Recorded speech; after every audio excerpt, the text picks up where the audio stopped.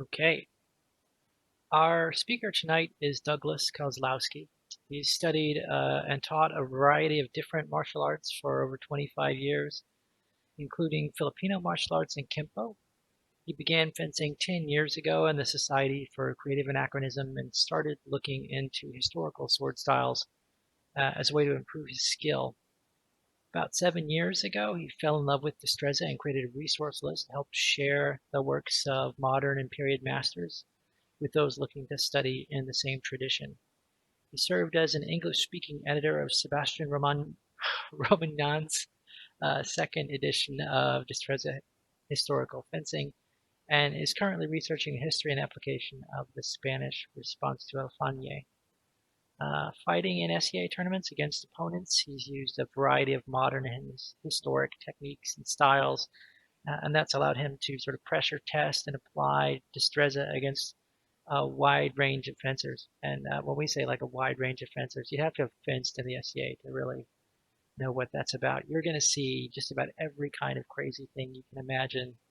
I have been attacked with a lobster at one point.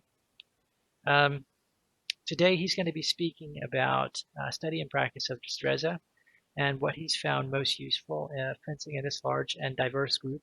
And I'm going to out him a little bit because he did not actually list any of the pieces of recognition that he got in the SCA.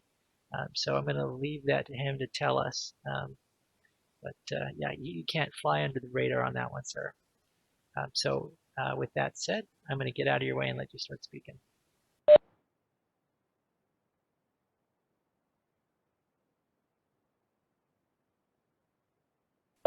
Doug, I think you're muted.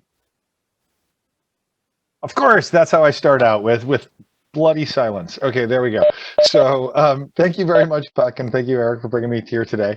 Um, yeah, rank is one of those weird things. First of all, let me say that I enjoy being interrupted, and by interrupted I mean type into the chat, and Eric and Puck will ask your questions to me.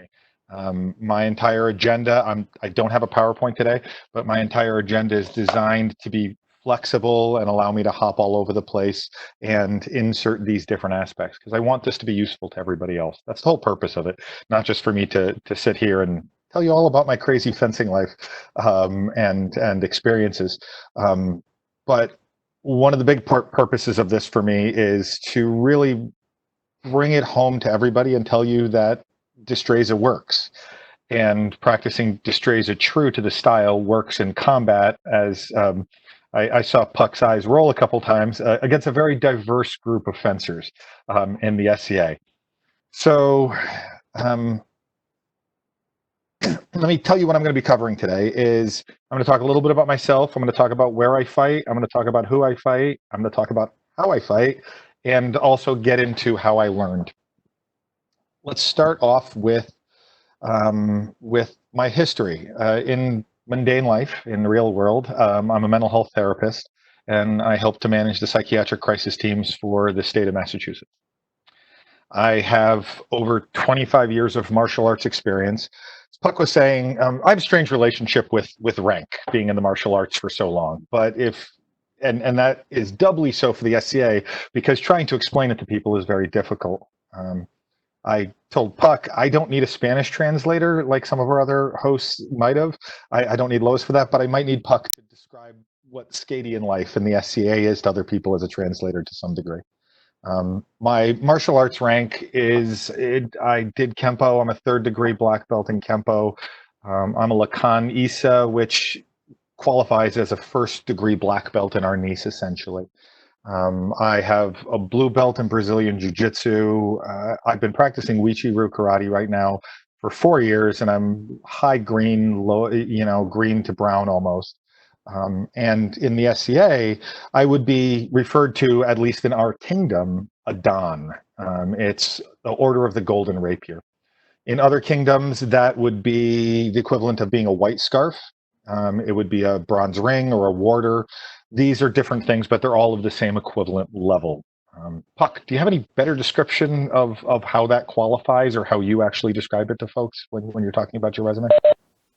Well, at the time I was made a white scarf. It was the highest award that you could get for fencing in the SCA. and it's been described. It's not just a teaching award. It's excellence in fencing, teaching fencing, and then art and grace. So while a fencing master might not have a personality component to that recognition, somebody who's at a grant level fencer in the SCA is expected to have character. Um, it's a polling order, and what that means is all of the other members in the order actually vote you into the order. So you have to meet all of the standards of the 100 or more people that are already currently in the order, and they vote you in for that position. So it's again, it's hard to describe, but I think Puck described it as best as possible. I've also been a champion for my arts and science research in the SCA. I won the East Kingdom Championship for art for a research paper I did on Destreza a couple of years ago. And getting back to fencing, I've been fencing in the SCA for 10 years. 7 years of it, probably approximately, I've been doing Destreza in one form or another from when I started. What is the SCA? I'm going to summarize it very. There's a lot of aspects to it. It is a society of people that get together for historical recreation. People do it in different ways. They do it in heavy combat and armor. They do it in recreation of arts, such as fabric arts and costume. And my picture is a perfect example. My fiancée, she's a Laurel in the SCA, and she actually is the one who created that costume. And an aspect of the SCA that a lot of people do is fencing, and that's where I've actually been involved. Why did I pick Destreza? Early success. I fenced for the first 3 years, very casually in order to be with my friends, and I used just pure athleticism. I learned some of the very basics, and I used my martial arts experiences prior to this. And I eventually I won a novice tournament at one point, even just doing that from Penzik, but there came a point where I plateaued and I lost interest. And I really wanted to figure out how to kind of jump over that plateau of skill and interest. So a couple of friends recommended to me that said I should, in order to get better, I should study a historical style. I said, okay, that's a great idea. With my previous martial arts experience, I stood a good chance of probably trying to self-teach that. And I had to go looking. And so the Italian styles did not call to me at all. I didn't like the linear aspects of them, even within the SCA where nothing is really linear. Um, and it just didn't really ring a bell for me. I had some brief experience with my first experience with Destreza, I'm not going to lie, is Highlander. I'm a geek like everybody else, and that was my first experience in the mid '90s, seeing Anthony DeLongis fight in one of the episodes in season 5. Also, with my Arnis experience, it seemed to, with my brief knowledge of it, it seemed to the angles, whether traverse steps, whether the circling that's involved in other aspects of the other martial arts that I've done, seem to connect a little bit more for me. It also didn't have lunges. I'm a lifetime martial artist. I have knee problems. So I decided that this would be a good idea. Long before I even practiced Destreza, I'd purchased Martinez's DVDs.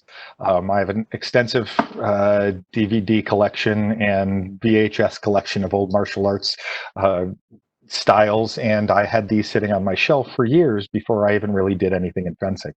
So I busted out the DVDs. I watched those. I did a lot of research on the web.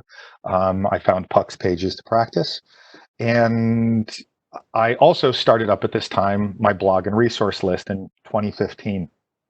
I did this for myself, probably because I wanted to have all of the stuff I was finding in a single location and use it as a dictionary and a resource list for myself. And I figured that if anybody found my blog, sure, it might be able to help point people towards Destreza as well, because I didn't find anything really in a single location. So that's the reason why I created it. Through the blog and also through getting involved in the community, I eventually met Sebastien. when I was ordering his book, and I communicated with him by email. And he is just such a nice person. He actually asked for assistance editing a second edition, and my fiance actually helped him do that. And it took a year-long process of editing his book for the second edition, and that's how I got involved in that. Other than that, I love the online community of the Destreza world, and I'm glad that I can give back through the resource list. It is such a welcoming community, to say the least. It's where you can go online. You could talk to some of the big names, such as Puck and Eric and Tim and Alberto and Tone, and people respond and they ask questions. It's a small pond, but everybody is so welcoming for all of this. And I feel very lucky that I was invited here today in order to share some of my experiences. Now, that's how I got involved. That's why Destreza. The reason why, I'm not going to lie, the reason why I stuck with it was because I'm kind of a spite diestro. When I first started Destreza and taking the slow learning process of learning, again, it's very similar to Brazilian Jiu-Jitsu. I tell people in Brazilian Jiu-Jitsu, you spend the first 6 months tapping out. You wonder, you're pretty much tapping out when they're doing things to you, and you get abused like crazy. And it's a wonderful learning experience, but you have to be ready to be humbled. And that's kind of what learning any martial art for the first time. And I've relearned and learned martial arts for the first time over the years, many of them.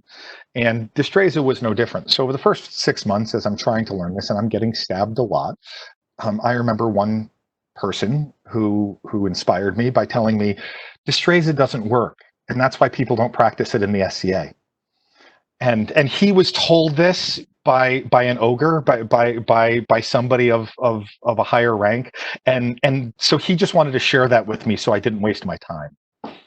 I I was inspired by this because in my research, even in the 6 months I had been doing it, informed me that a martial arts style that had been practiced for over 350 years, my logic informed me that it had to have something that worked in practical concept in combat for it to be effective. And so I used that as inspiration to practice a little harder, and to continue. And I have a great quote from Ettenhard is, he admits that the precepts he has proposed against the Italian manner of fighting might seem impossible, yet this is not so except for the timid and lazy. Um, and that really describes my feelings about how Destreza works. Is if you practice it and you dedicate yourself to it, and you apply it in certain ways, it will work.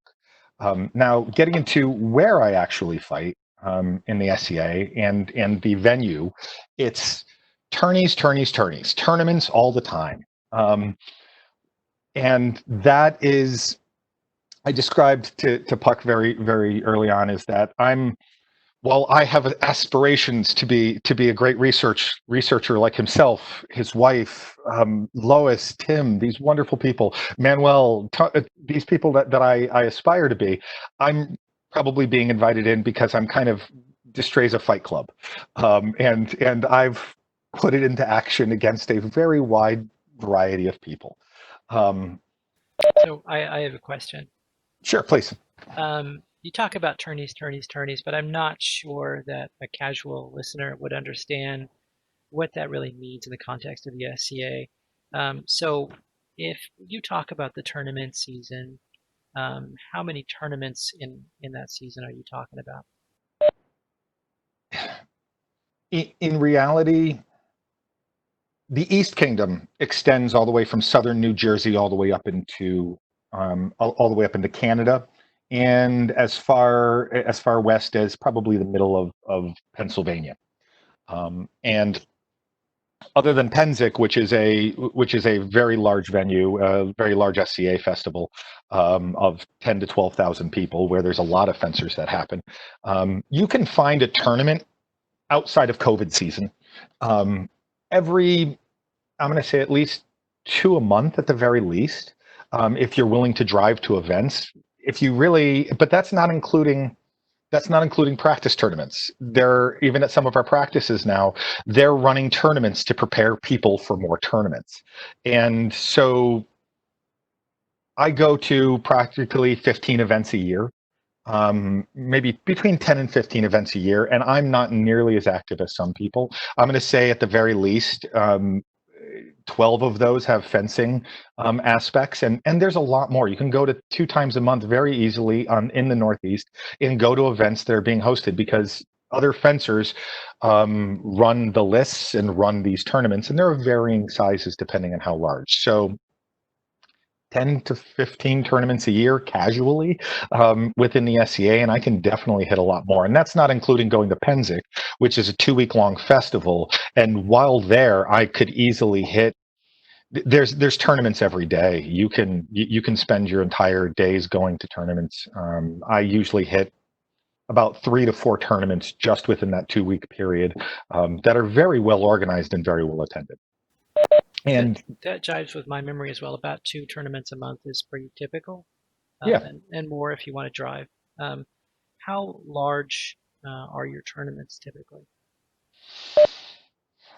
on the small size, 10 to 15. On the large size, I think our championship tournament last year was over 110.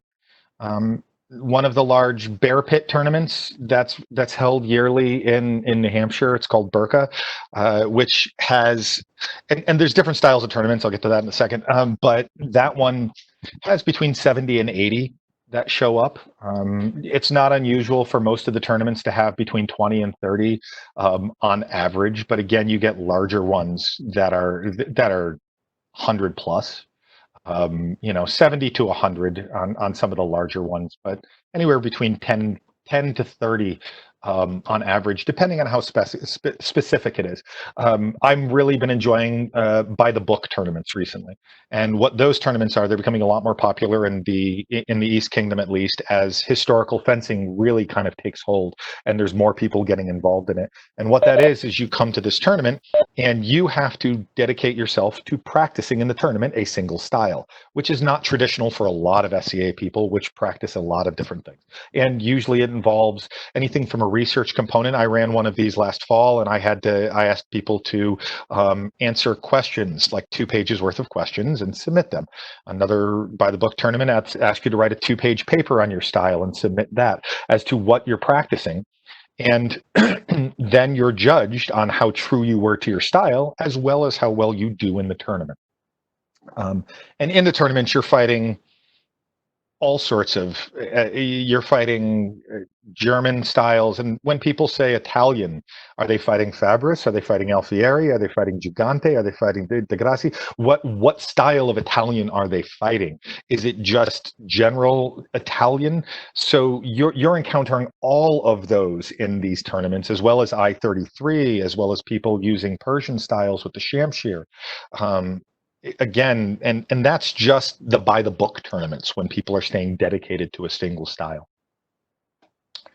Did that answer the question, Puck? It does. I'm trying to sort of set the context for your broad base of experience. I think maybe, and I don't want to like step on the rest of the lecture, but Not at all. I'll jump around. I told you. okay, that's good. So, like the SCA's community is 4,000 plus fencers, with a lot of diversity inside that group. But the other thing that doesn't get talked about as much, how long has fencing been in the SCA? What kind of community has built up, and what's the legacy of fencing in that space? Can you talk about that a little bit? Sure. A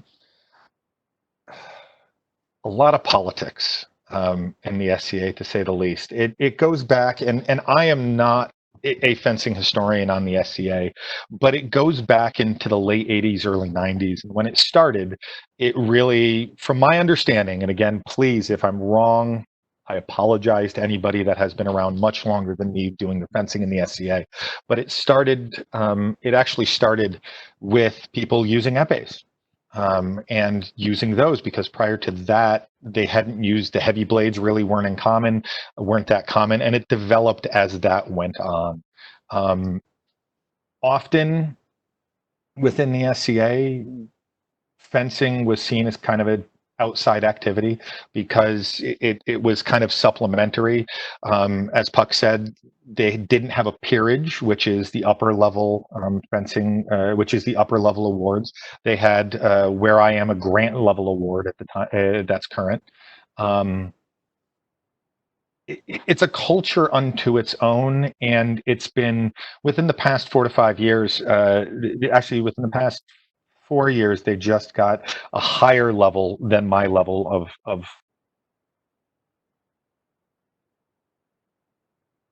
now a level above that that they just had installed. So they were very much on the outside for a while, and because it's now they now have a peerage, they now have an award beyond this that's considered a terminal award after this. It's gaining a lot more popularity, and I think that people who have been in the SCA even longer, who don't want to do some of the other forms of martial combat, are now coming over and doing the fencing as well. I'm not too sure what you meant by culture in terms of that. It's complicated. I think that's fair, but I think the piece I wanted to get to was that there's a 40-year history of fencing in the SCA. So there's sort of a fencing tradition inside that space, which is like diverse and rich in its own right.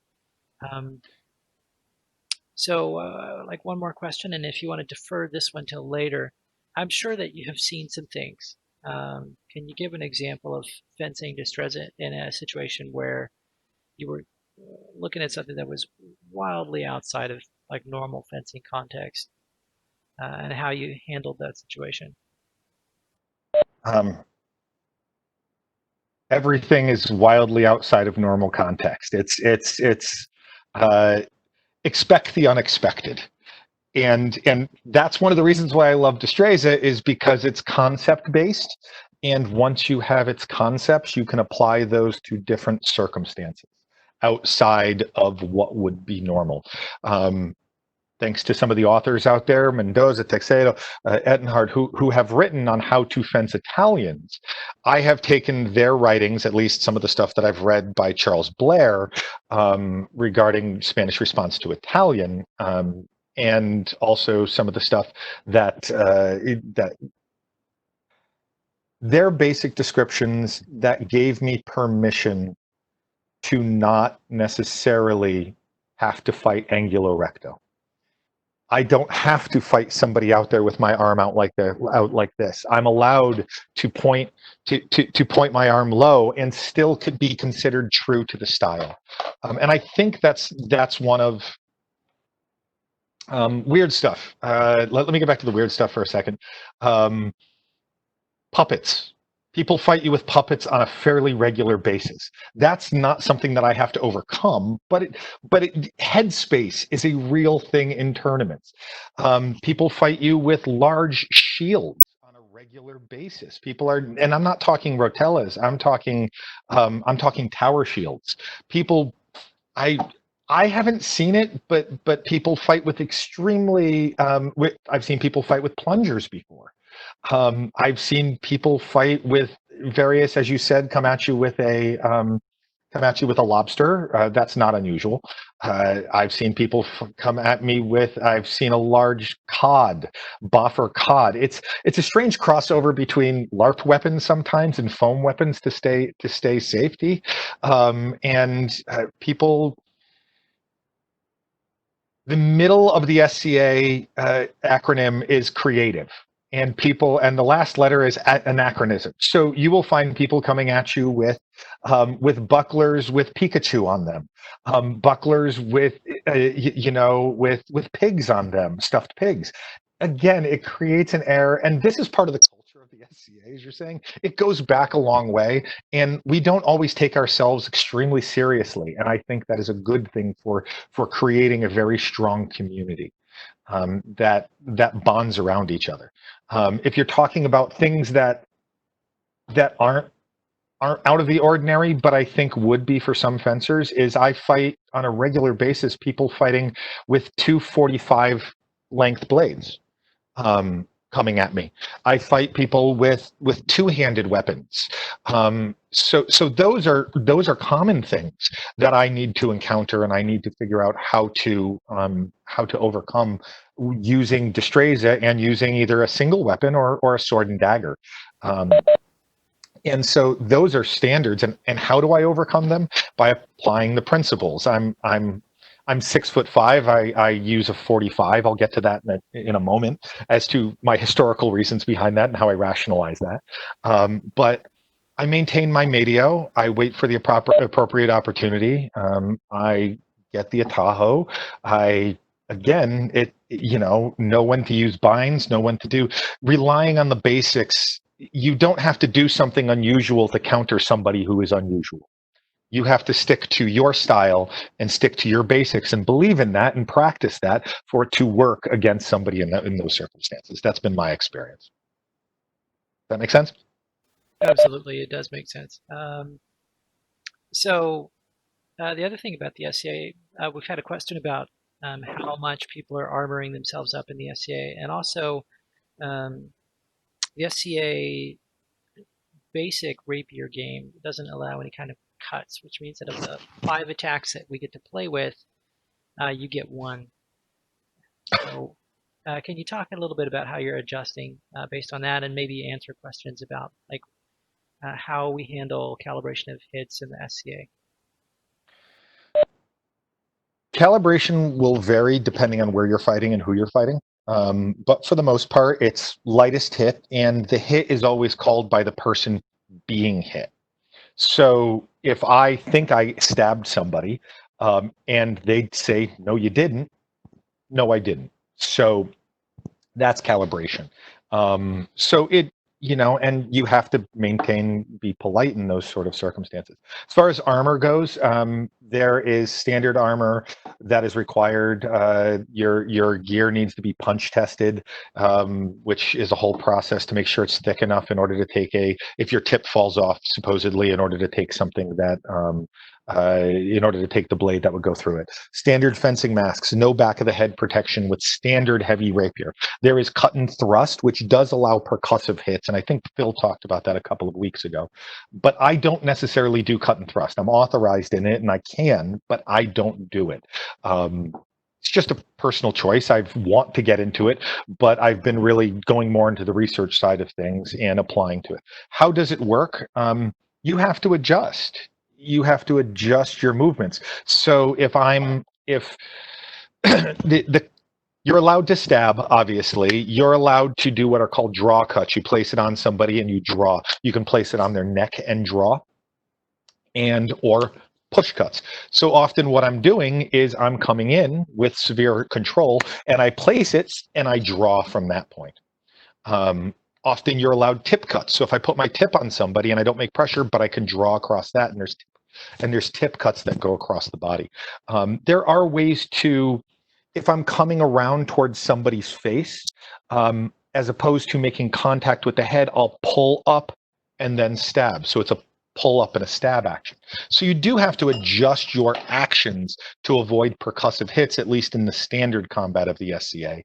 There, as I said, cut and thrust is really up and coming in a lot of ways. More people are getting authorized in it. You need back of the head protection with that. You need hand protection if your hands are going to be exposed, depending on the type of hilt you have. So there's different armoring requirements for that. But for standard combat, all you need is gloves that are punch tested, or that will actually withstand a sword blow. Did that answer the question? Yeah, I think so. That's good. Thanks. Okay. The other thing very common in the SCA actually is you can use your other hand as a parrying device. So instead of holding your hand back here, one of the very first things, and this came slightly more natural to me as an Arnis practitioner, is I'm holding it here. Even if I'm not using an offhand weapon, I'm using my hand as an offhand weapon to parry blades, to possibly catch. But if they draw again, I can't grab onto the blade and control it.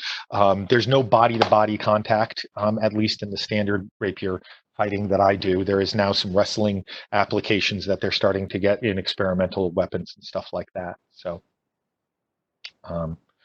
So continuing, and again, bring me back to anything that you ask. So different types of tournaments. We already talked about round robins, bear pits, double elims, single matches, where you're literally in a championship and you're one of a team and you have a single opponent. There's a different head game for that when you are one selected for a team and you have one match and that's your only responsibility. I was on that at Penzic on the East Kingdom champs team a few years ago, and I have one match. That's my only responsibility. That's a lot of pressure, and especially that you don't know who you're going to fight until the night before. So you can't really hear from anybody else and say, okay, how do they fight? What's this person? Until you get matched up with that person. So there's a lot of pressure on that, and you have to fight your game. You have to fight your style, and that's really the best thing that I can say out of that. And even as Tone said last week, he really encourages his students to enter in tournaments just so you can understand the pressure that's involved in that. And that's what it is you learn headspace, you learn how to stay true to your style if you're true to a style, or again, what compromises you're willing to make in order to do that. I love tournaments because they're a great way to gauge your progress. Um, you can enter the same tournament every year. Perfect example. After 6 months of practicing Destreza, finally, I really didn't enter any tournaments during that period. I held off other than practice. And that fall, I entered my first tournament with the intention of not fighting athletic, fighting true to Destreza's style of what my interpretation was at that time. And I entered a tournament, about 10 or so people, and I placed not bad. But a year later, I entered that same tournament with even more people because more people showed up that time, and I placed second. So I recognized where I was the year before compared to where I was then. So it's a gauge of my own personal progress with staying true to whatever my measure of success is. Same thing with the by the book tourney, or with the same thing with the bear pit tourneys. They provide great statistics, so you know that it's a stamina game. So you're fighting against yourself over a 3 hour period, getting in 50 to 60 bouts if you stick it out for all 3 hours. Some fight up to 70 bouts. I think I've seen people fighting for a full 3 hours of fighting, and all with that same competition mindset. The other thing that the bear pit tourney taught me was that Destreza works in small spaces.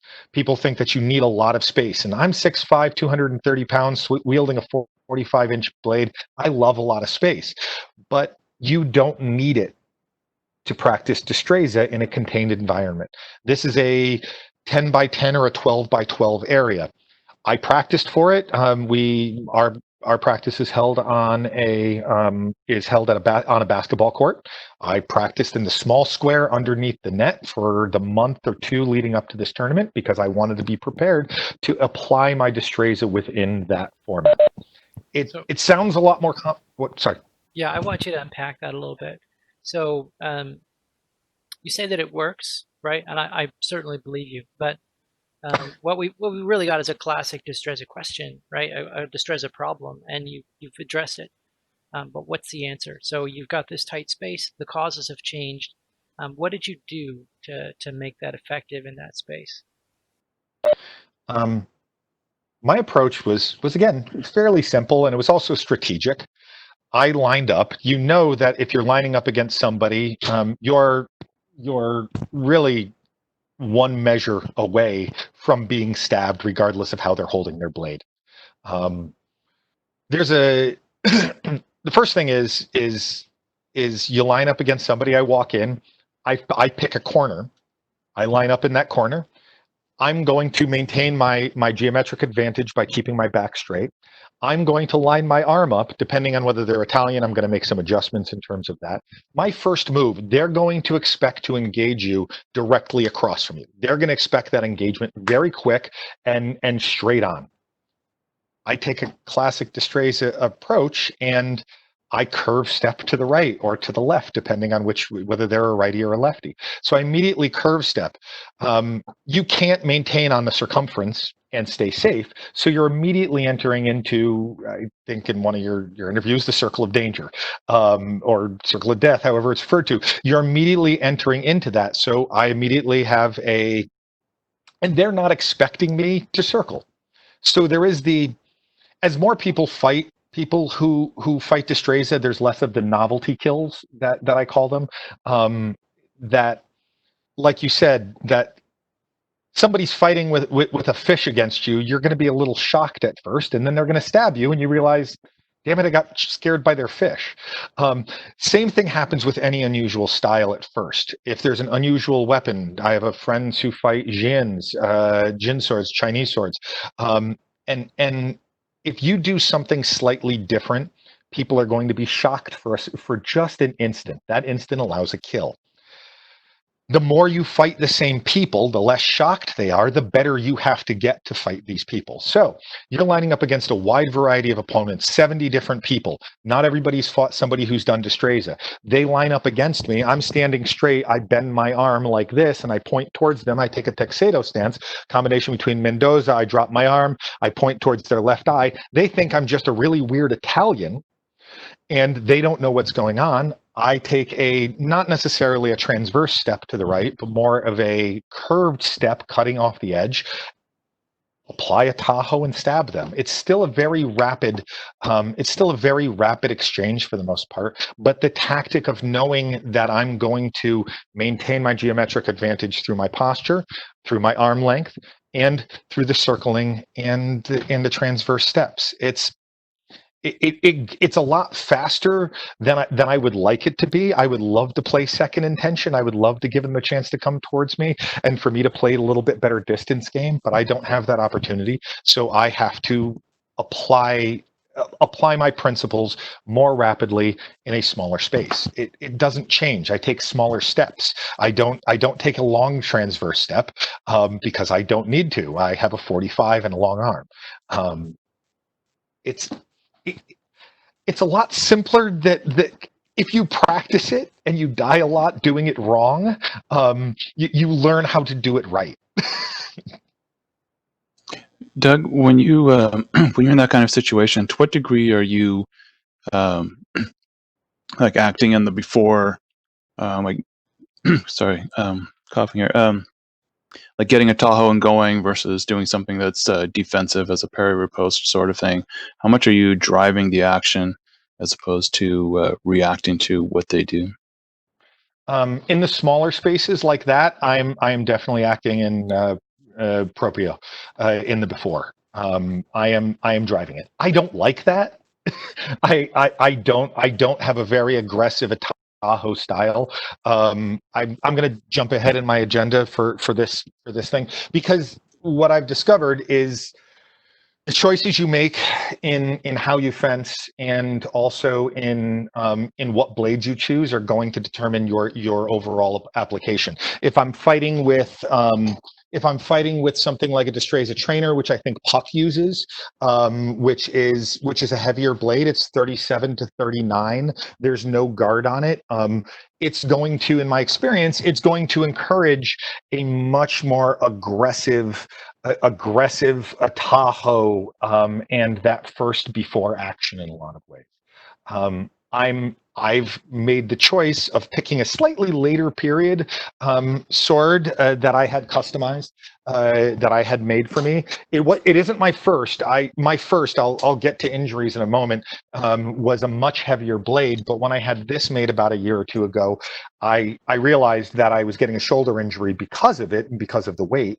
I went with probably what would be, to go off ABB Norman, you're probably looking at a 1640, 1650s. It's not a very deep cup like the later like the later Rada material or the Ettenhard material. So my blade is a 45. It's very light for the most part. It's a 45 Castile, and that encourages me to act in the during and the after timing. I want to encourage them. I don't. I want to. It gets to where my style and how I developed it was based on footwork first. Footwork is the foundation. Small steps. I built the pattern in so that if I am under pressure, I can respond with footwork appropriately very rapidly. That assists me traditionally in martial arts, you are not going to go backward as fast as somebody's going to go forward at you. Just physics. It's how it works.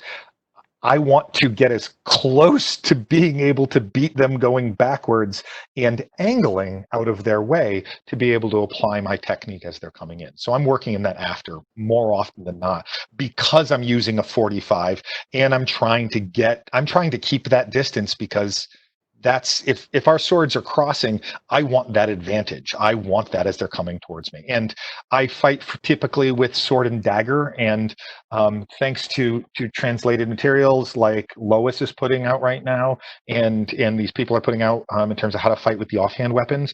And there's some material in Charles Blair's translation.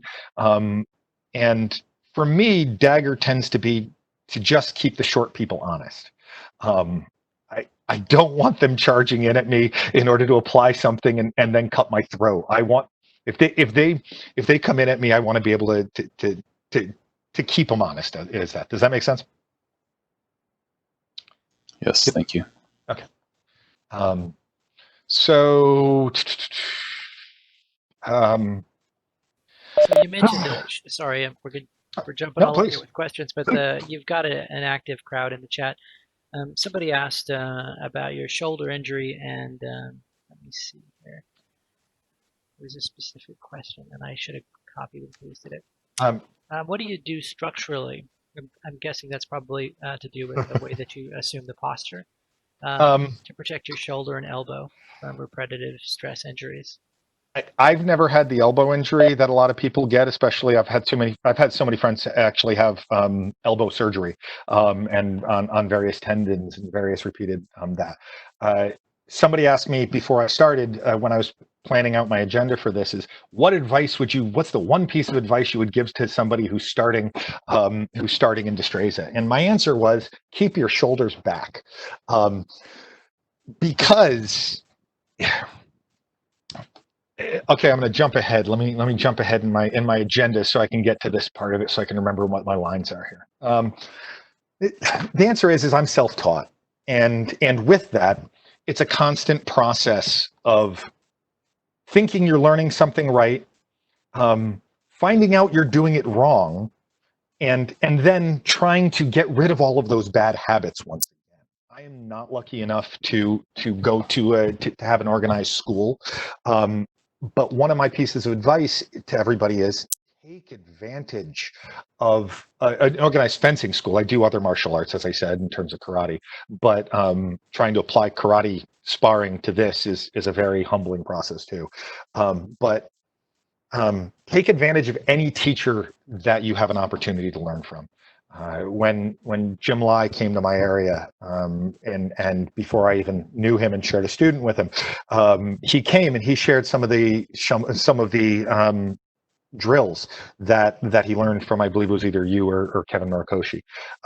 I took a lesson. I went to Ramon Martinez's Spanish seminar class weekends that he holds in New York every other year because that's the closest thing to me to an organized Destreza school.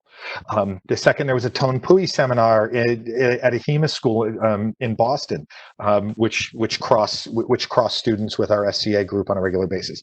I jumped on that weekend like nobody's business in order to take a lesson with Tone, and they're like, "Well, he'll give private lessons if somebody's interested in that." And I'm like, let me throw money at him, please, please, please.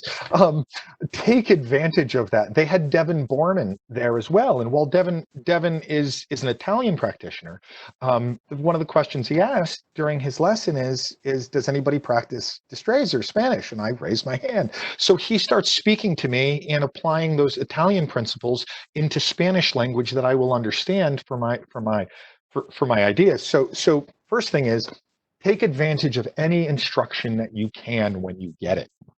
Now, that being said, back to my injury and how this relates is I fought incorrectly with a 3-pound sword for many years in a style that encourages getting the extra inch to get the win. And I'm a therapist, and I I'm tall and I lean in, and I have bad posture after 45 years on this earth, and just leaning in and wanting people to feel more comfortable with themselves. And so I lean in, and I want to talk to you, and I want to kill you. And so it encourages bad habits. And so getting that extra inch that you do by rolling that shoulder inappropriately, after doing it for many years, I ended up getting biceps tendonitis. So for 6 months, I got it diagnosed, and I said, okay, well, it's because I'm using a heavy sword. So I'm going to use a lighter sword. I'm going to fight in a sling, and I'm going to fight left-handed for 6 months. I didn't fix my posture.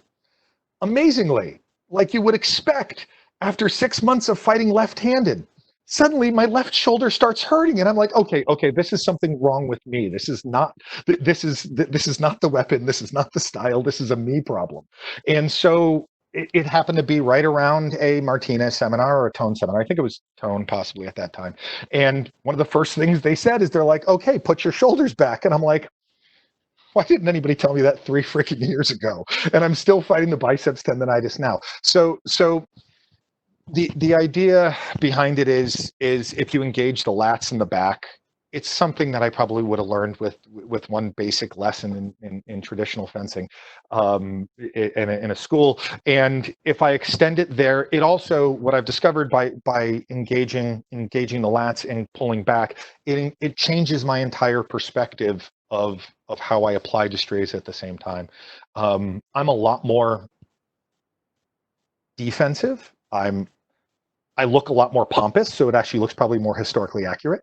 And I have really good posture, and it straightens me out, and it encourages less sloppy fencing to just that extra inch to get the kill. I can do that, but now it's a choice. It's not just something I'm always doing. And I've seen videos of me fencing when I first started before this, and I'm hunched over like this, going like this. And now I've had to relearn how to keep my shoulders back and apply those lessons that I've learned the hard way through getting injuries. My left shoulder healed a lot faster. My right, cortisone shot later. 6 months of fencing lefty. It still creeps up every now and then and comes back, but so take advantage of teachers. This is how I learned. This is jumping into the how I learned section of my agenda, was listen to what others say who fence you. This is one of the best things about the SCA, is how great the community is. And again, unsolicited feedback is not welcome, but solicited feedback is beautiful, because great training partners will tell you how you die. They will instruct you, especially if you die in the same way multiple times. I will often go and say, hey, you know what? You seem to be getting me here repeatedly. What was I doing? What was I leaving open? And they'll provide feedback, and I'll try to adjust that the next time. Okay, bring my elbow in. Again, listen to what other people who say offend you. I also learned, I'm again jumping ahead in my own agenda, but I developed my own drills through, again, Puck, your work, as well as I developed my own footwork drill, a combination of just basic steps, basic stuff off of Martinez's, one of Martinez's earlier videos, but off of watching Tone. I actually increased my flexibility in terms of my stepping drill off of Tone seminar, in terms of cross steps and stepping in different directions. And again, that's what I do to get into my headspace, is I have a footwork drill. I have, because I'm learning on my own, I don't want to overcomplicate things. So my theory of learning on my own is take a basic movement, and I would rather drill a basic movement such as the generals, which is where I started. I would rather drill those 1,000 times than break down a certain advanced Pacheco or Viedma plate and get really fancy with how they're bringing their arm out. I do that, but I do that for fun and try to understand the concepts that they're applying in that. But when I drill things that I'm going to be applying in combat against other people and in tournaments, I need to apply it. I need to drill it against I need to drill it repeatedly, and that involves my partner standing in an Italian stance, and us drilling against each other and trying to figure out how to apply those same Destreza techniques against a refused fencer, instead of and by Italian I'm talking general Italian refuse, not necessarily a certain style.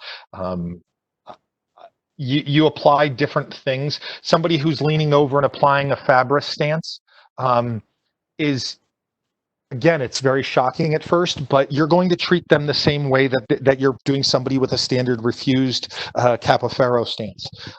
You're going to, the way I do it anyway, is I based on the writings of our masters, you are able to lower your sword to the point of their hilt. You're not leaving any open points underneath, and you're allowed to adjust the angle of your sword to point and provide threat. I am always keeping my back straight, and I'm always keeping straight upright stance. I don't do Radas Bella Española. I excuse me if I'm mispronouncing it, but I don't do that deeper stance. It encourages lunges. It just doesn't work with me. I'd rather maintain my full height as my geometric advantage rather than trying to get closer to them using a different method.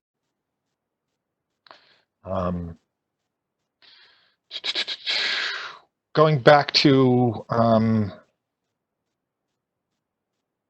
so who am I fighting?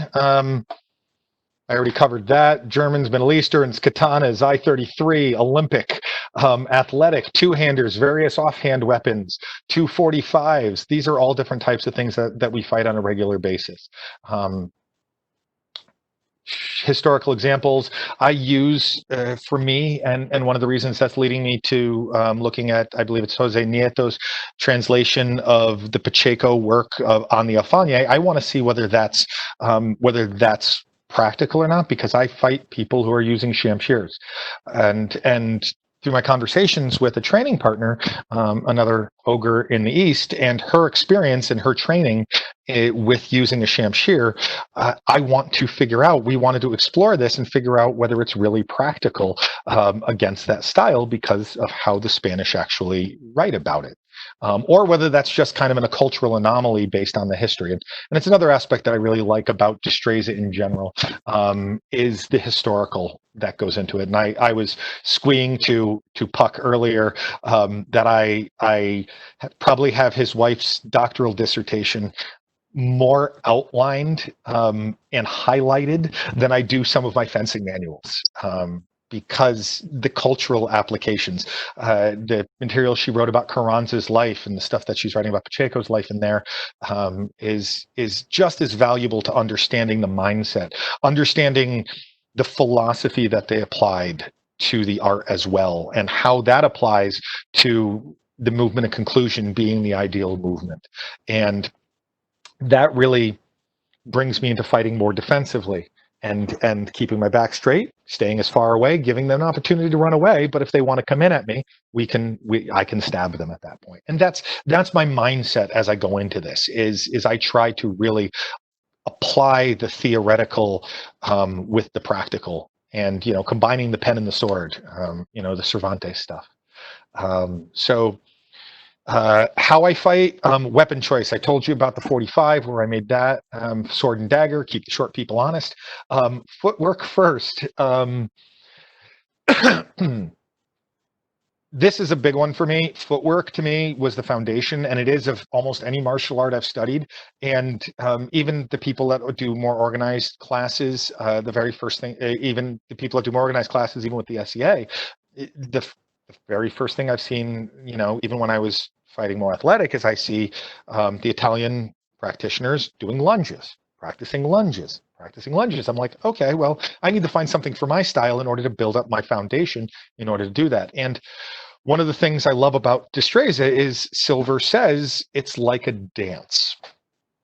And the problem is we're recreating a 500-year-old dance, and we don't have art? What music are they using?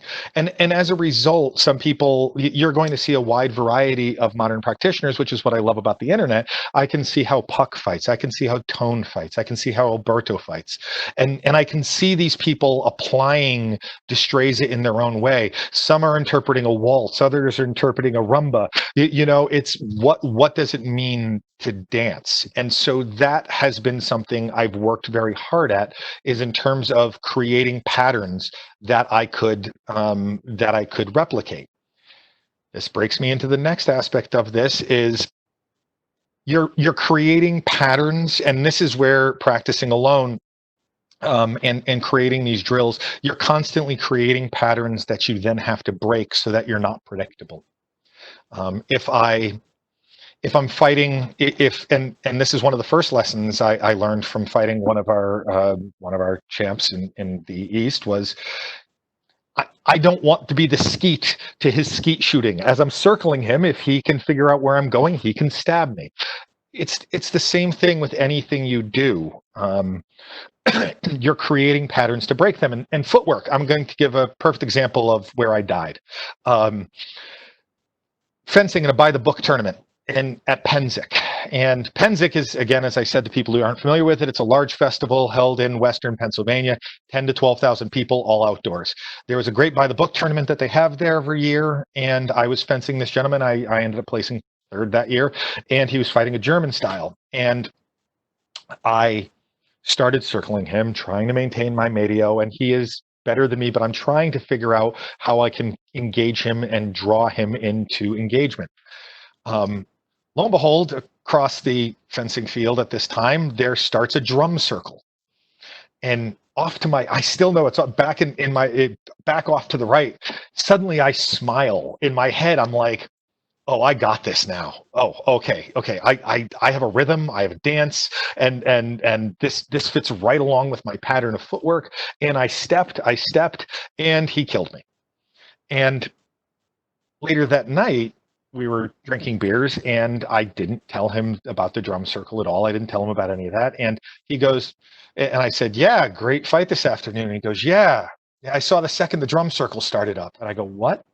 And he goes, yeah, the drum circle started up, and suddenly you started moving into a pattern with your footwork. And I knew where you were going to be, and that's when I took advantage of it. So that's exactly what I mean. And not everybody has drum circles in the background when they're practicing. But the idea is that you're creating patterns so that you can break them. And I'm trying to replicate a dance. That's why I love watching Tone's videos and that's why hearing him answer his question of how he developed his style of flow, watching Puck and against some of the other practitioners like Tim, and again watching them at the WMAW fights on video, watching your footwork and how you're applying that to make it fluid.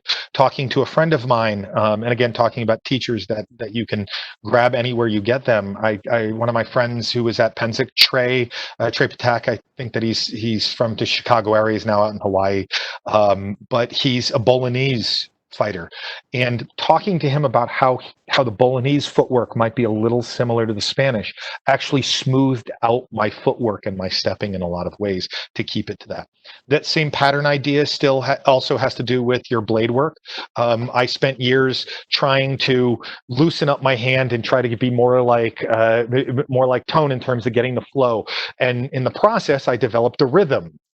I had to then break that rhythm. And that's again what it comes down to, is the constant process of doing things, learning them, and figuring out what's wrong with them, unlearning those muscle memories, and then learning something new that's better. So you're constantly building on those experiences, building on those drills, and again, learning from your mistakes.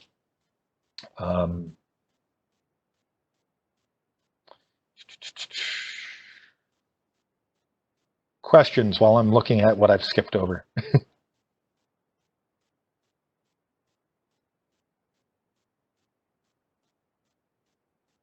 Okay. Blade length. Okay, this is something I mentioned earlier about my cup hilt and my choice of blade length. I am not your average 16th century Spaniard. I am 6'5", 230 pounds, and according to Yes. According to the records, if I had anything, Pacheco would be questioning my manhood left and right. Let's just start off with that. In terms of my blade choices, I might get arrested. Yeah, thanks, Buck. Um, am I overcompensating? I say it's proportional. Okay, that's what I'm saying. Is according to Thibault, I should be wielding a 47 coming up to my navel. According to your own book, Puck, and how you measure the blade, if you take it and you go from the shoulder out to the finger, it actually I should be probably at about a 46. My vara, in terms of my own personal vara, it's proportional. So has I am making my whole idea is, even when I'm talking about what type of cup hilt am I choosing to use? Am I using a deeper cup hilt like more of a Rada person would use? I actually, after finding out from Tone, the length of where the of where the pommel is located and where it can fit in your own hand, so you can do certain moves. I learned stuff about that as well from Tone. But so my weapon choice, I try to make historical and proportional. And I'm making it off of that. My cup is a little, is as I said, is fitting into that. My 45, but do I have to adjust my style based on my blade length? Absolutely. Can I still stick to the principles of LVD? Absolutely. As Eric asked earlier, am I doing it before, during, or after? I'm much more the during or the after period, the during or the after rather than the before.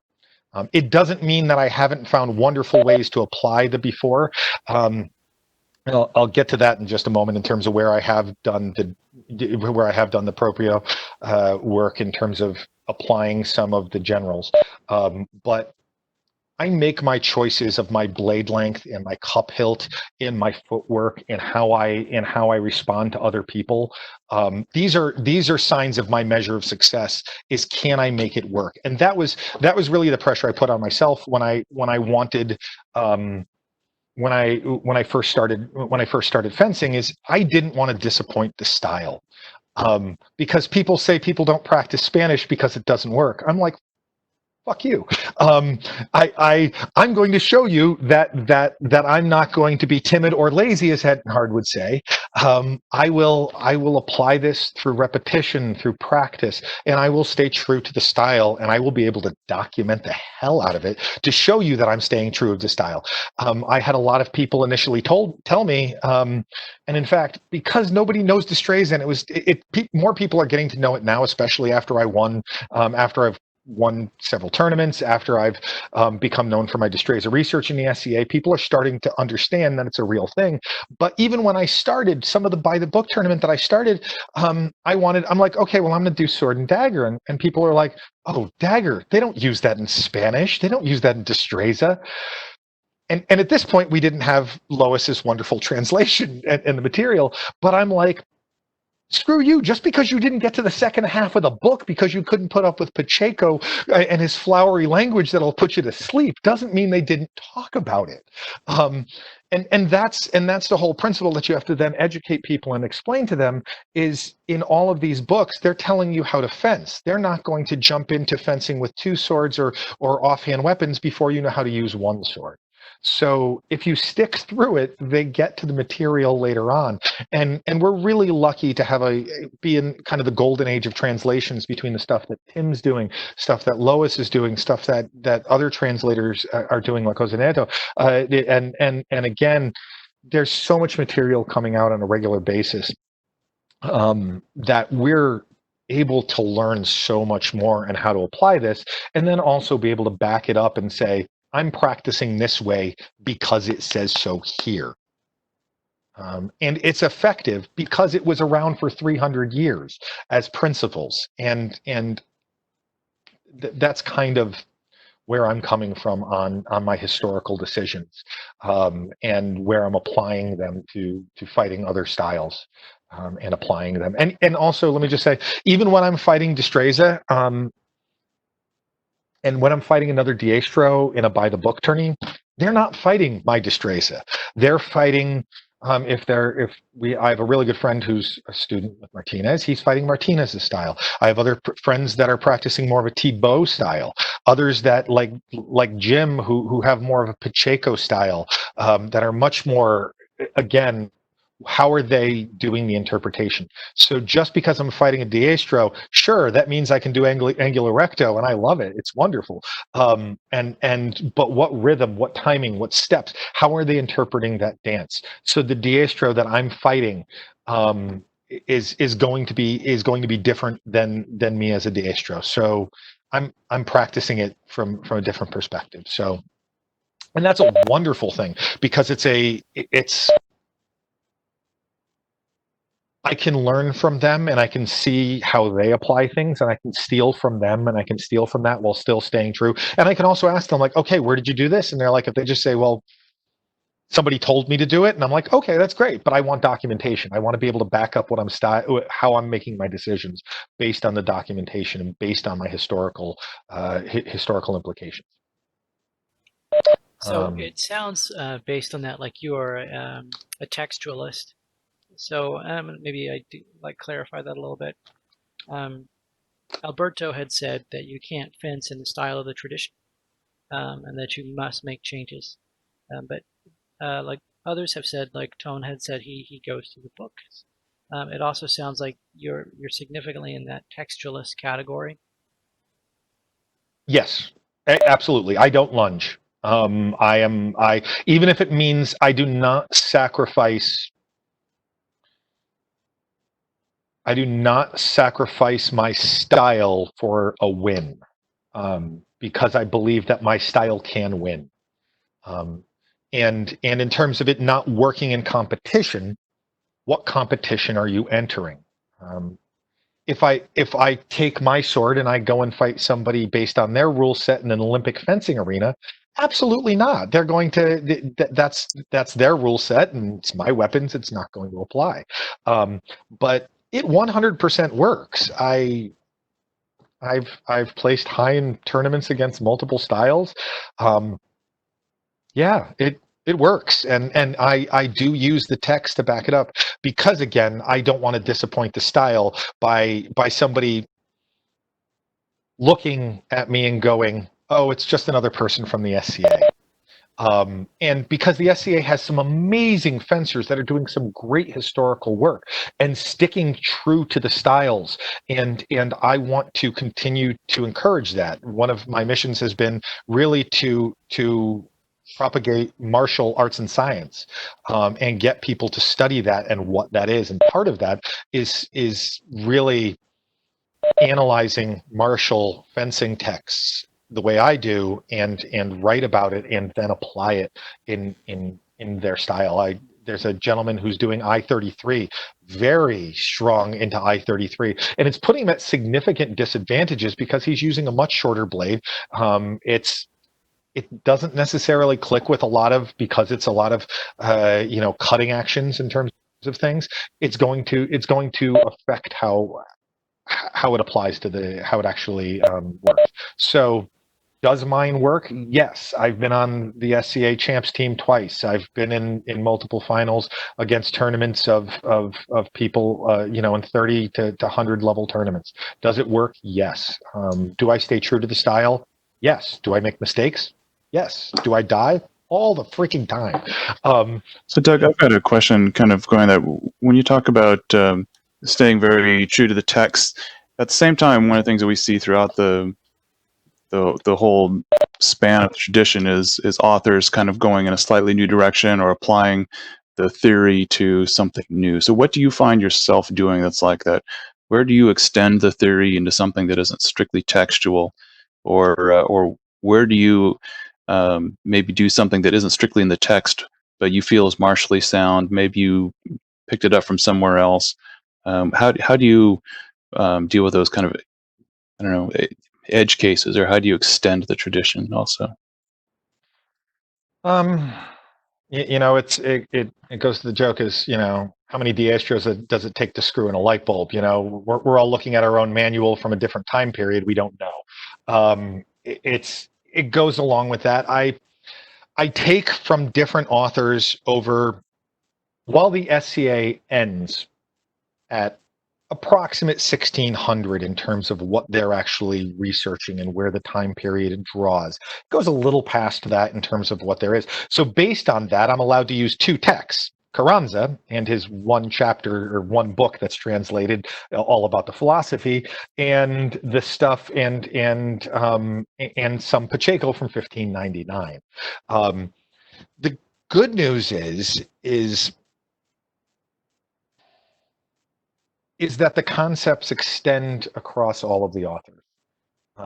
What was set in place by Pacheco, while it might be elaborated on, and while it might be different flavors by the time you get to Rada, I don't go much beyond Rada. I don't go for Brea. I don't go for any of the Saber work or anything along those lines. Not to mention that there's not much translated in the later periods other than Brea in terms of 1805.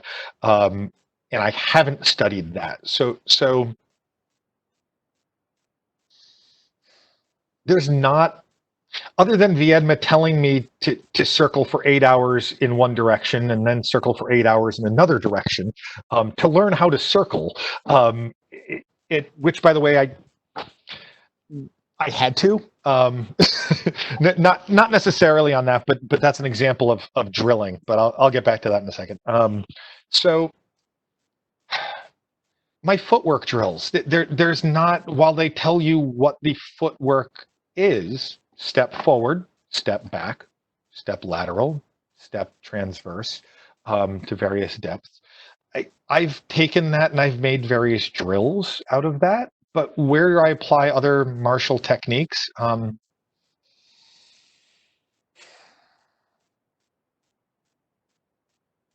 there's only so many ways people can move. I'm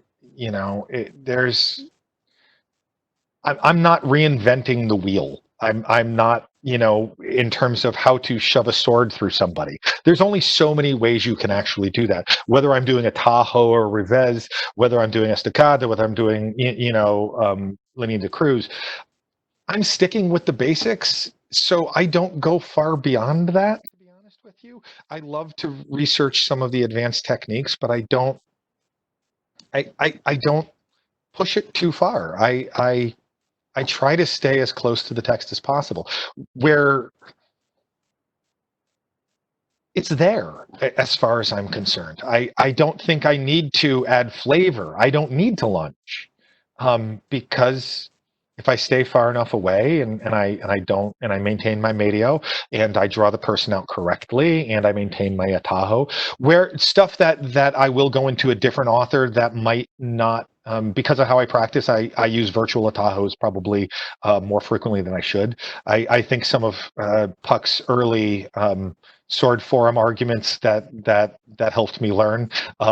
I believe in doing a Tahoe isn't necessarily subjection. I think it is, but how you interpret that subjection, I think that's the bonus that Rada has added to the concepts that I think is again, I think that stays true to the style. But I'm using a 45. How I close that person's line and give them certain options is done by those virtual atajos as opposed to real atajos.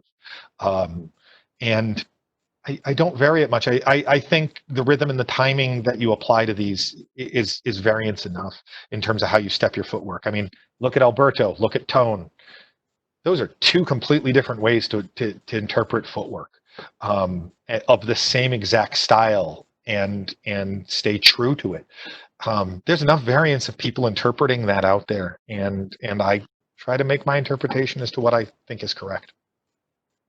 I don't know if I gave you an answer that's outside of it, but I try not to go outside of the text, because I think that there's enough in it, and there's a lot of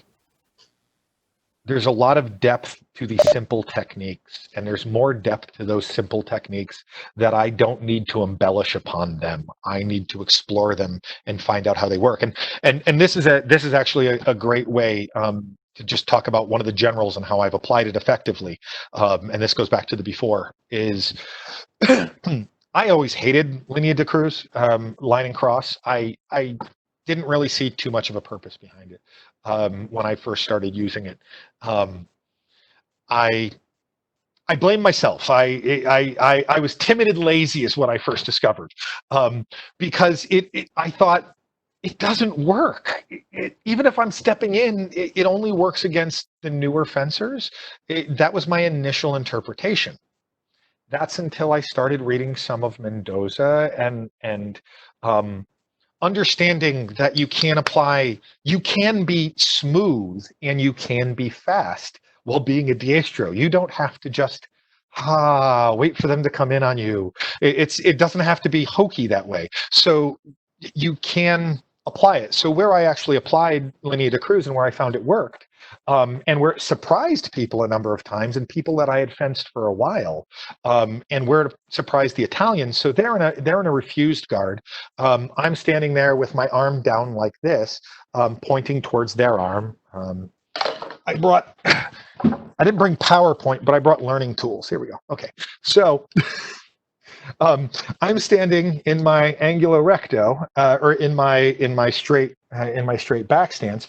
I'm taking Mendoza's permission, and I am pointing down towards their sword. Again, Texedo says you can do this, and you can also point your blade up. But I'm taking Mendoza, and again, this is a stance that I originally didn't like, because I originally thought that it's a great way to rest your arm if you've gotten really exhausted, and I'm stepping back into media de proportion, and I can drop it and I can rest my arm.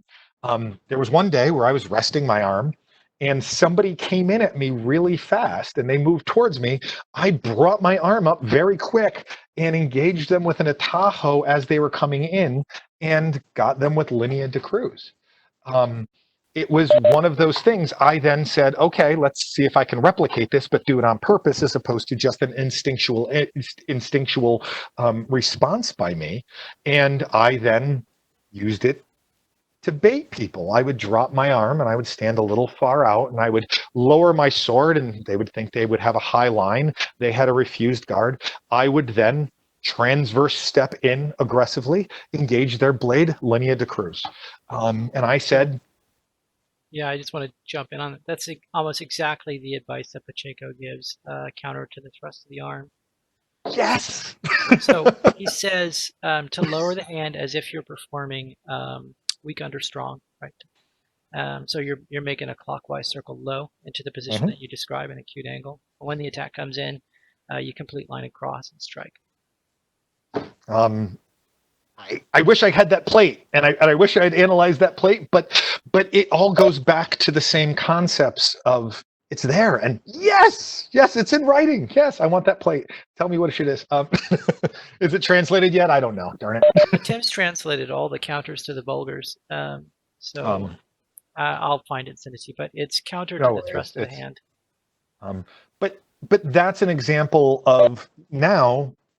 But now the Italians in my life are getting a little wise to this, and so they're trying to figure out how to counter that through various things. But it's a very aggressive technique that's acting in proprio that really applies the movements. But you're moving smoothly, you're acting aggressively, and you're applying it. And again, atajos are not just blade control. Atajos, you can apply a tajo like a weapon, in my experience, and you're applying it for control. You're applying it for moving the arms. It's there's depth to the atajo, and other than just trying to argue about what is an atajo, and depth to that, just how you're applying it to just the generals and how you're making it work in an active environment. Um, so I think I went off on some tangent there. I don't know exactly where that started, so I hope I got to an answer if somebody asked something. I think we're covering good ground. So earlier you said that when you fence, you talked about trying not to disappoint the tradition, and you stated that you've encountered other Destreza practitioners out in the wild. Do you find that this experience is pretty common? I feel like a lot of us are carrying that extra weight because Destreza is not widely practiced. it's becoming more practiced, which is wonderful as far as I'm concerned.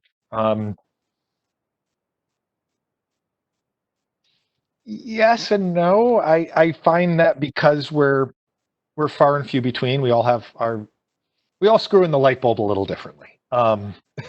We all have our own opinions as to how we apply it. I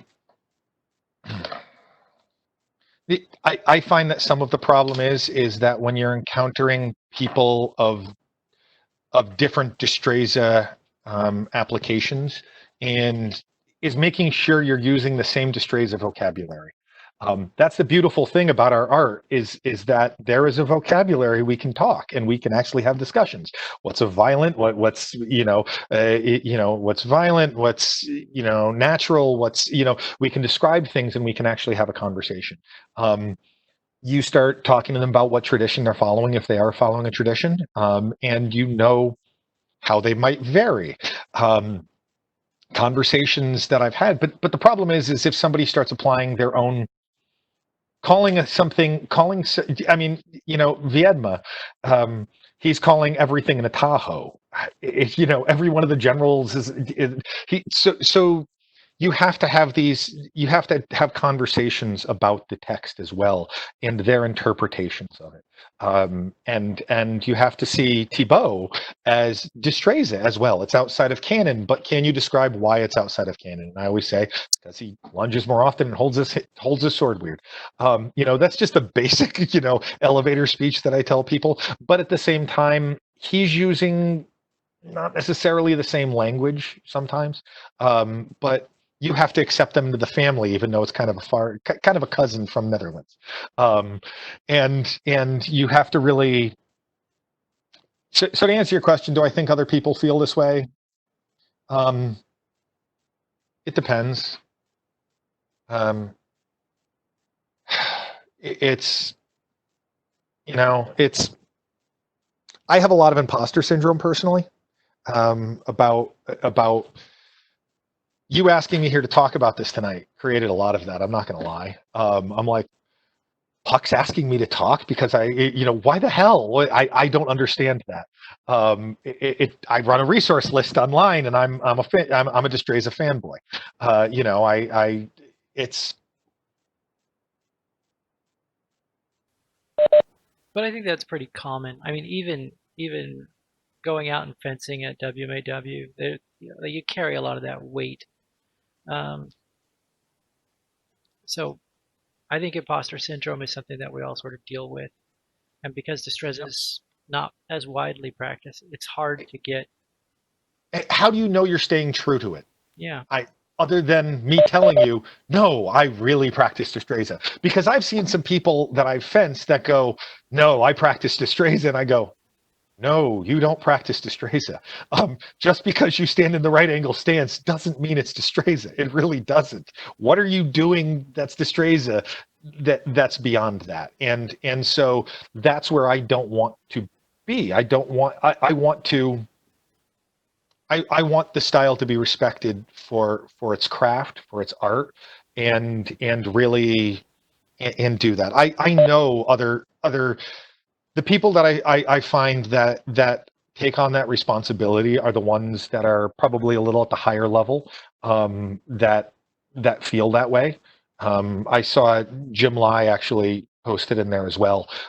He's a master of defense in the SCA, and he is really he was one of the people that came to my practice and helped teach me Destreza, and he applies it differently than me, but that's an inspiration. I'm sure he feels that weight as well of making sure that there's not a lot of us out there, and are we going to be what somebody thinks of when they think of Destreza, or will it be the young kid when I start and go, no, somebody told me that didn't work. I don't want to be that way. I really don't. So do I think that people take it on as a responsibility? I think the longer you practice it, the more responsibility you take with it. And I think that within the SCA, there's people that combine styles and really just want to win tournaments and think that combining styles and combining different athletic movements, there is a lot in Destreza that you can learn and you can apply to other styles too. I taught a Destreza footwork class a couple of times, actually 2 or 3 times at this point. And I've had people from other styles come and take it so that they can learn how to step in circles more efficiently. I've had heavy list fighters, people in armor, come and want to learn how to step better, come and take it. So you can take things from Destreza and apply it to other styles effectively and not be true to the style. But I think that if somebody is saying they practice Destreza, and if they're in it for a while, the Astros within the SCA that I've talked to take it on as a bit of a responsibility because they want to do the art justice. So we are closing in on the hour, and I want to make sure that we get through your material before we sideline you with questions again. No worries. Yeah, jump into questions. I think I've covered most of it. I mean, I covered the by the book tourney in terms of progress, tourney headspace, different styles I fenced against, historical examples and of people I'm using. I'm fighting Diestro, my historical choices, footwork first, take any opportunity to learn, pen and the sword, and again, you know, my entire point tonight was to bring it back to the concept that Destreza works against a variety of opponents, and it works if you stay true to the style as well. You don't have to water it down. You don't have to do things. If you want to, that's fine in the SCA. You can do anything you want, and you can apply it and you can try to win however you want. But my whole principle behind being a practitioner is to show that the style itself works, and it works under pressure. And if you want to be a Destreza practitioner and you're not timid and lazy, as Ettenhard says, but it's you know, the idea is, and the thing is, everybody's going to come to it with their own athletic advantages. I'm 6'5". I have a great reach. That's an athletic advantage like nobody's business. And I have 25 years of martial arts experience before I even started this. That's not a disadvantage. Let me tell you right now. But being able to be humble and learn slowly. And the other only thing that I would say, I already talked about my injuries, was if you're teaching yourself and you're applying things, learn at your own pace. Be comfortable getting stabbed. You know, be comfortable having your own measures of success. For the first 6 months, I was fighting as I was trying to. I didn't have a drilling partner for the first 6 months that I did anything. So I was drilling alone. I was drilling to the air. Then I would practice against people, and they're going full out on me. But I'm attempting to apply my principles at 3/4 speed. I'm going to die. Simple enough. That's just going to happen. But what I'm trying to do and what I'm trying to get out of that is muscle memory, something I'm going to apply next time when I kick it up to the next speed. So again, be okay taking your time and learning slowly, and understand that it'll pay off as time goes on, and depending on your you know, depending on your body, depending on who you are and your own athletic abilities, that time might vary. There's other people out there that would have learned a hell of a lot faster than me, you know, who didn't have shoulder injuries. I know how to fight left-handed now a hell of a lot better than I did, and that confuses a lot of people, because in the SCA, you if you get stabbed in a limb, you lose that limb. I'm a lot more comfortable with that now after fighting Destreza with my left hand for 6 months. So there's learning experiences to be had through whatever you encounter. So questions, toss them at me. All right, we've got a couple of questions out of the chat here, and some classics as well. Don't ask me the Acamentiamento one, please. We have to start with it. I've learned more about Acamentiamento from watching these lectures than I knew about Acamentiamento. I really did. I think the only example I would have, in fact, I think it was on one of the earlier lectures. I had to shoot Phil a chat message. I'm going to admit this. I'm going to air my dirty laundry. I go, Phil, what's Acamentiamento? Remind me of that again. And because he showed me that the materials you provided him when he was learning and he was studying for his HEMA exam as well. And I don't have an answer, and especially putting me in the week after Tone, who goes into an analysis of different parts of the word and breaks down the word. That's just cruel, Puck. That's cruel. Who was it who wanted me to do that? You want? That was Tim. Tim. It was a drinking game. I was in that Yeah, chat last week for Tone. yeah. So Tim Oh. wants me to say acometimiento. Okay. Let's go on to like more legitimate questions here. That's legitimate. I just legitimately don't have an answer. So fair enough. And we've talked a lot about that one. I think that's okay. So for you, what's the defining essence of Destreza as a style, especially having seen so much of the different stuff in the SCA out there? This is where I take the historical context and the historicity, and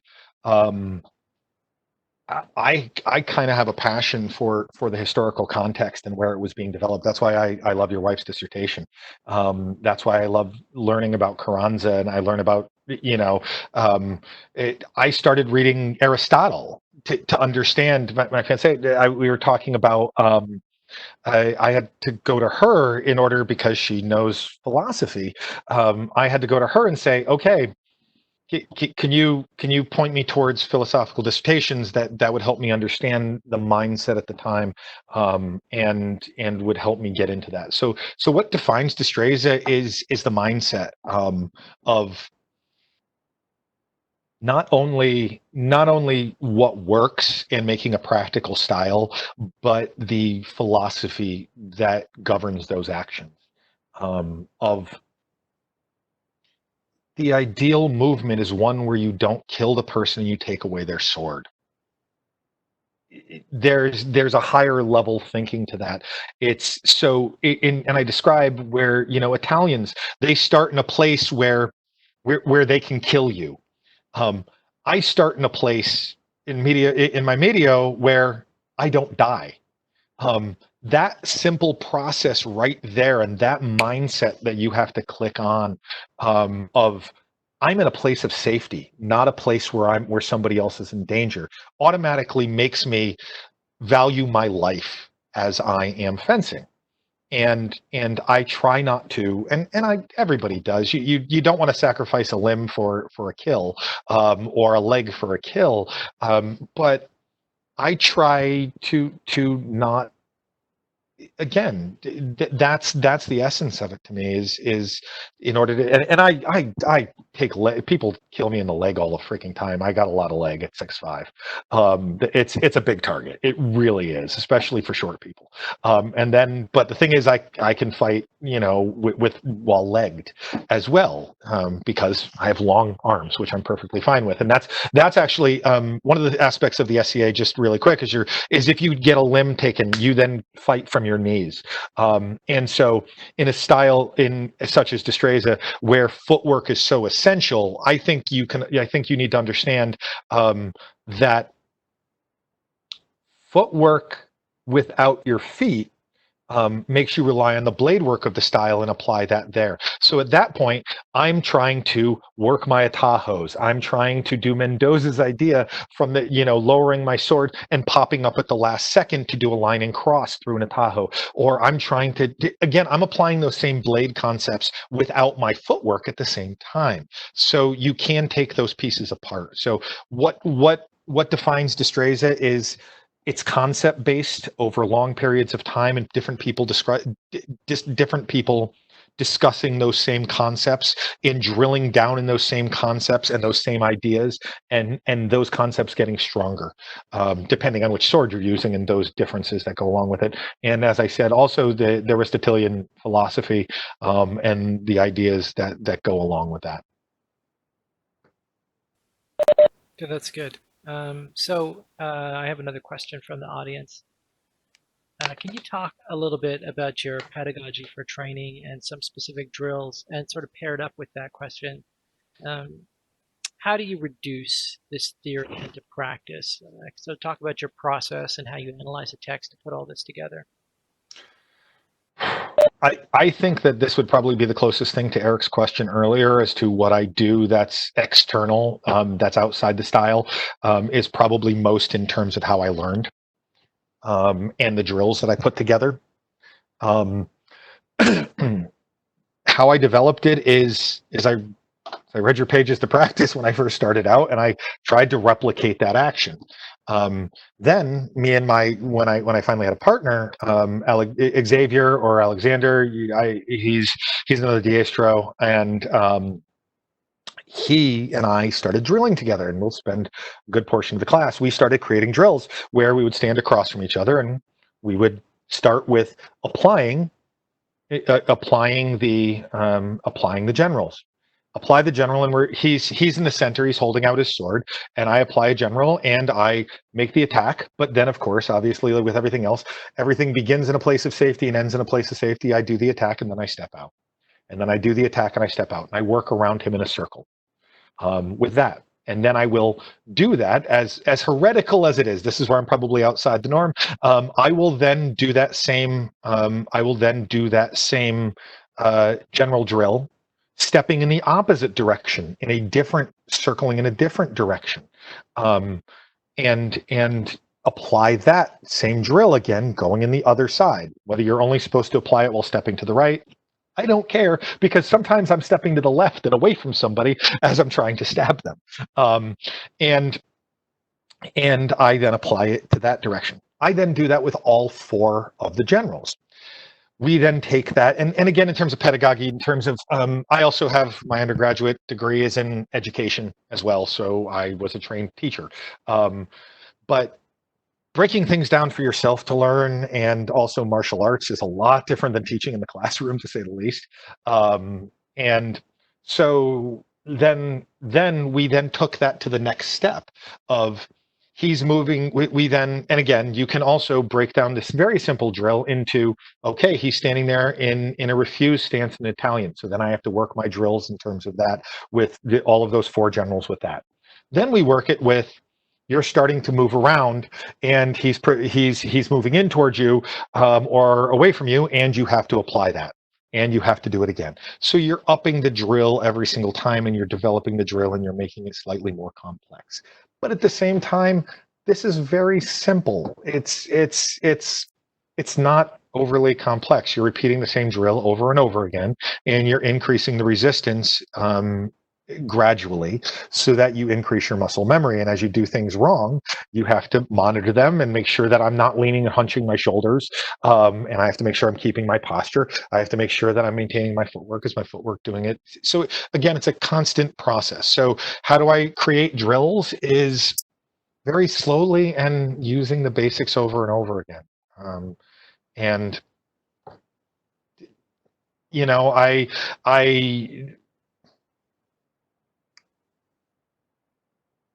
where I first started doing my footwork was on the half circle in the basketball court. But the thing is, the circle varies in terms of size. So again, talking my circling, I didn't start stepping to the right probably religiously until I read Mendoza, and he said that's how you can counter Italians, where you step to their open side for that. So then I started really every fight for the next month and a half. I spent only attacking towards the right and only stepping and circling towards the right to make myself feel comfortable with that. So I don't know if that answered the question. I break things down to their fundamentals. I repeat them over and over again, and then I slowly add in more difficult concepts. And again, those are just the first few steps in terms of how I broke down the generals into complex drills. And I watched some of the stuff that you did. And again, we're adding more and more resistance and more. So then you're starting to live bout your friend, and you're only allowed to use that one general. Mm-hmm. And while he's attacking you with whatever it is, and you can only attack with that one general. So again, that's kind of a further along process to being able to integrate it towards that. And then you go out and you apply that, and you're drilling, and you're doing that with you're playing. In our niece, there's something that we do, and I only have one stick, where we're two people. It's called Sinawali, and you're clicking sticks. You're going through a movement where you're actually making sticks. Okay. Okay, you're going through these different patterns. But the thing is, this seems like, okay, it could just be a simple drill where you're just doing the same thing. But the way individual practitioners can advance a single drill is by focusing on their own learning process. You have your own measures of success. So I will purposely only aim for the very tip of that person's stick as we're clicking it. And I might miss often, or I might hit that tip of the stick. Or I'm trying to get as close to their hand. I don't care where their stick is going. I'm trying to get as close to their hand. And to break this down in Destreza, I don't care what the other person is doing when I'm bouting them. If I'm working on something and I'm working on my own drilling technique and I'm applying my principles to learn to this experience as I'm learning. So it's about applying the learning and judging it based on your own conceptions of what success and your own measures of success are, and really learning individually in that circumstance. That's good. I want to pass to Eric and see if he has some questions for you. No further questions. So you said that you had written a paper for the East Kingdom, and I wanted to verify that that was La Verdadera Destreza against the Alfanje. That's right? No, that's not the paper I wrote that won the championship. That's the PowerPoint I gave was against the Alfanje. The paper I wrote is on my blog, and it was in 2018, March of 2018. It was when I won. So it's probably.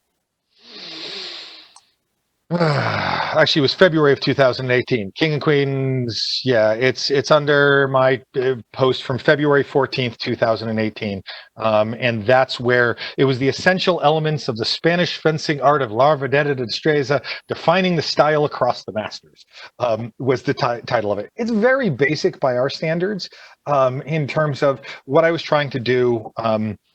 My entire thesis and my entire premise and abstract about it was that there's a lot of arguments about what makes Destreza on the internet. That's kind of what my entire argument was, and that it goes back to, that everybody has a different idea of what makes Destreza. And this paper was an analysis across the authors within the SCA, within the Spanish context, and trying to draw those principles. And I could bet that if anybody reads this, they could probably argue with me about what those principles are and say that no, that's not the principles. And again, this is my interpretation of Destreza in 2018, 2 more years later of a lot of learning. I have different ideas now, but yeah, that's from that. The Alfanje paper, that's what I'm hoping to move into next, and I'm just in the very baby stages of that right now. And I've looked into, I want to investigate the historical context of that. I want to start studying and look at some of the Persian styles and find out whether what Pacheco really wrote in that small section is accurate, or whether it's just misconceptions about how a Middle Eastern saber would actually react, because he really just it's not a big section, but there's a lot of overgeneralizations in it, and that was a PowerPoint and a video that I did on a more recent thing. So yeah. Would you mind if I share that video in the chat? Oh, please do. Yeah, no, absolutely. And I will, if you don't mind sending me the link to the paper that you wrote, I'll go ahead and include that as well when I send out the video later. Yeah, absolutely. I will. I'll include the link to that as well. It's buried in my blog from a couple of years ago, but the link is still active. I think I haven't verified this one yet. Is it? Let's see.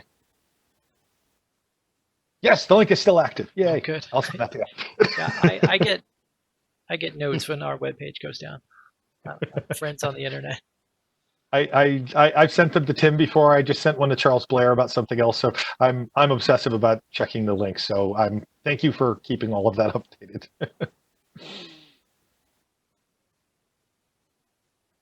All right. Oh, Other did questions? Lois have, oh, I'm sorry. Lois is correcting our pronunciation. Oh, oh, thank you, Lois. I wanted to unmute to teach me how to pronounce this correctly, so I'm not butchering another Spanish word. Yeah, so I do apologize because I should know better. Like, it's not that big of a deal, but it's just like, "Argh!" So the J is like a Spanish J, which is H. So it's Alfanje. Thank you. I will Yeah. still probably butcher it, but I really appreciate it. Alfanje. Okay.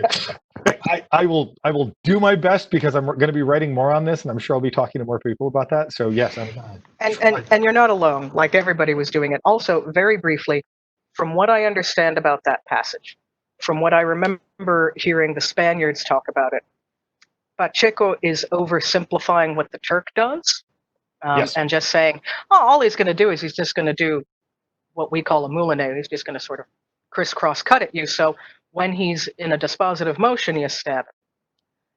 So there may not necessarily be much technique you can get out of that, but there's a whole lot of cultural comment you can get out of that.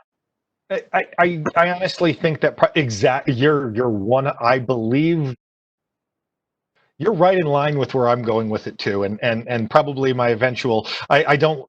I mean, I'm always willing to have my any preconceptions dispelled or any ideas when I go into a paper writing anything. I have no problem having my preconceptions destroyed. But my theory at this point is Pacheco's full of shit. I'm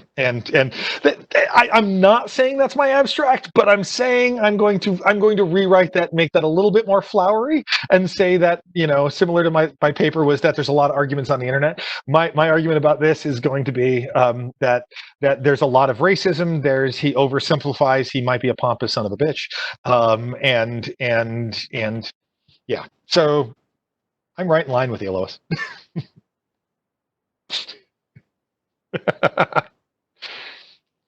I saw Puck another drink. I called something about Pacheco. I made that rule last week or said something about that. Yeah.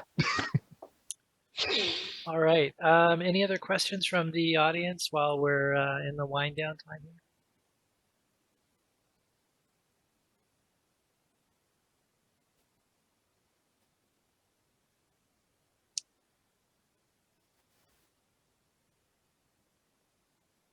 Do you also hate Thibaut and anyone who practices it? The answer is no, because I respect David Rawlings, and I. But what if their initials were like MH? Would you hate that person?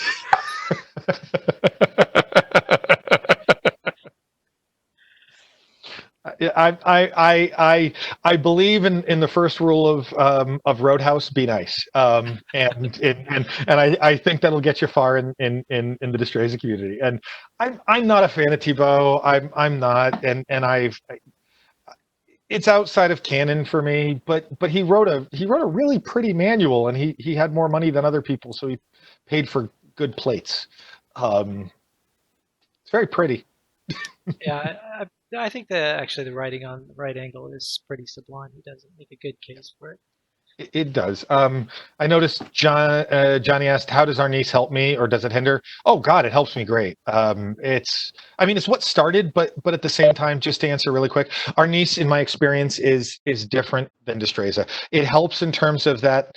If somebody's coming at me aggressively, I know how to step off on an angle, and I learned that because I got hit in the head with foam sticks a lot because we practiced full contact of going at each other with sticks and headgear. And my natural reaction to that is, I'm 6'5", and going like this. And I learned how if somebody's coming at me aggressively, as I drilled out of that, is to step off on an angle. That has probably been one of the most useful experiences in Destreza ever, is if somebody's coming at me, I can angle in order to get out of there. So that's probably the biggest lesson I took from Arnis. But other than that, Arnis is much more in close, and it's definitely not upright. In my experience, it's a lot more. You're a lot more chambered in it. So, and Yeah, it's a much shorter cutting, hacking weapon as opposed to thrusting. I'm using a 45, and while I would love to get more of my Tahoes and Revezes and do some more cut and thrust, I've had to adapt that. And there's definitely, you can find videos online of Tone doing some Arnis exercises and comparing them to some of the Destreza as well. So answer, it definitely helps, but I think all of my martial experiences up until this date and maybe what I am have helped me as well. That's good. I think we should call it there. I really appreciate everything that you talked about. Really lively discussion, and I think you did a really excellent job of sort of engaging on a really practical level what we're all trying to do. Next week, we're going to have Jim Lai speaking, and he's from the more Pacheco side of the tradition. So Pacheco's got a lot to answer for after all, and gets trashed during the chat. So maybe Jim can be Pacheco's Lorax. Yeah, Pacheco, I love Pacheco, but I love to hate Pacheco too. I'm not Tim. I'm not that bad, but Tim spends a hell of a lot more time with Pacheco than I do, and I know that Jim will give a lot to that. That's going to be great.